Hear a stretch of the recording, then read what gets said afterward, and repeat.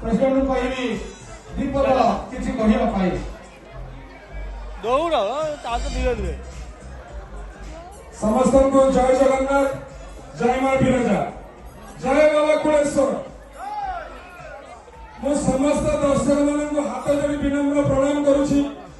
आज प्रथम थर एक छोट जगह एते बड़ अनुष्ठान आम कर से केवल मो नुहे आम ग्रामर और आखपाख ग्रामर समस्त अधिकार अच्छी, समस्त साहाय्य अच्छी, समस्त इच्छा और सहानुभूति आम यात्रा आज कर मो तरफ मो अनुष्ठान जेत जन सदस्य अच्छा समस्त को धन्यवाद और साधुवाद जनाऊँ। मु गोटे कथा कहबी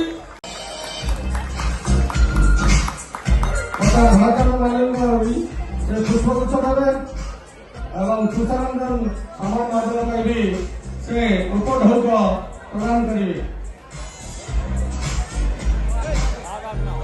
जो दर्शक मान किसी समय आम नष्ट कर